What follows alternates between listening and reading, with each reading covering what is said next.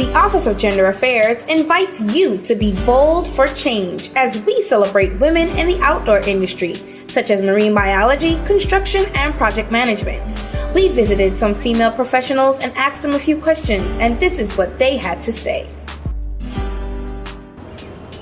I think I was inspired to be an engineer because I grew up around my father, who was a car mechanic. So I've always been interested in knowing how things work and putting things back together. In the beginning stages, I didn't even know what a marine biologist was. I wanted to be a lawyer, but I always had a love for the sea. And a friend of mine, her mother worked at a dive company, and she told me that she could give me a discount for something called a resort course. And after the first dive, I told my mother, whatever this is what I want to do. Well, growing up, both parents are entrepreneurs, self-employed, industrious persons. My dad particularly, being in construction, I was exposed from a young age of seeing things being made, his work going towards an actual tangible outcome, a building, a luxurious space and so forth. So I took interest in that. At that juncture, I was more interested in technology, the way the internet worked, equipment worked, and so forth and so on. I started with that level of study and eventually realized that it would be a bonus to work with my dad in his profession to actually create items. So I moved in and took the opportunity to be able to run a family business and be in construction.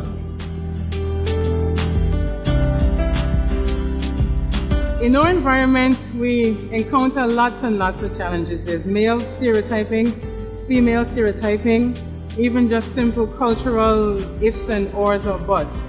I would say from the male perspective, it was a matter of, should we let her into the boys' club? Should she be on site? Should she wear the boots? Should she wear the hat? Should she give instructions? Should we even talk to her? From the female perspective, that would go from the look of, a lady should be wearing long heels, long nails, stockings, sitting in a corner quietly. When I show up with my muddy boots and so forth, they look at me as though, I'm out of place. So those two, I think, are the major factors. And they can have real detrimental impact on a person if you're not able to handle it. Moving out, I look at those as items I put aside me. Once I have my mission in mind, I just put those stereotypes and so forth aside and I move forward. Finances, a woman of color in a field that is dominated by Caucasian men. My father, he was one of the first scuba divers around here, and he encouraged me a lot to do what it is I wanted to do to make myself happy. During college, I think was where I made a decision to do engineering, and the freshman and sophomore year were really tough because we had a lot of physics and maths and calculus. And we also encountered where, there weren't a lot of women in the engineering classes. So, that was one of the things also that I had to overcome. Coming home now and working in the field as a female in construction and project management, I had to overcome a little bit of, resistance to a woman being the project manager sometimes. But, after a while, persons, understand that we know what we're doing, so we get along.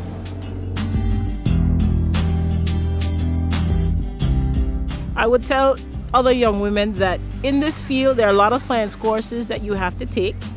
Do not think of any course as being hard because you put a mindset and a blockage. My mother was a teacher and she always told me to look at those hard courses as a challenge, a speed bump that you must roll over to get to the other side. Some advice I would give to young ladies that want to get into this field would be definitely to start off in high school doing the sciences, definitely your maths, your chemistry, biology, and your physics, and just, focus and work hard. Females that I encounter, I encourage them to climb the ladder. In any system or employment or arena that you're in, always try to elevate yourself, moving from stage to stage. Those that are not in a system, not employed, I encourage them to try to get involved. Though it may be deterrence from the community environment and so forth, friends and so on that would say, let's not go to work, let's hang out at the beach and what's not. It doesn't come like that. You have to actually get into it and push yourself through. Thirdly, we try to employ females. We have had females through our construction staff, laborers, cleaners, working. Even we had a mason when we built the wall at Kingston, the wall at the African Burial Ground. We had a female mason there. She did quite an excellent job. I consider myself bold for change because I am a woman of color who has pursued a field in science, which is something that is not done by most people of color. And I've come back home to try and make a difference in my community. Even though you are probably the only female in the rough in the beginning, perseverance was used to take time, take heed, take patience. You will get there. I like challenges, so to me a project is about moving from one state to the next. So I like change. I like the idea of making things better. I like the idea of improvement. So I've never been one to back down from that challenge of change and being a trailblazer. Join us in saluting all women in outdoor professions, whether it be marine biology, project management, or construction. We appreciate your contribution to the development of the BVI and the world. I am Amaral Newton, and I am bold for change. I am Dr. Cassandra Titley O'Neill, and I am bold for change. I am Shayna Smith, and I am bold for change. Be bold for change. This program was brought to you by the Office of Gender Affairs.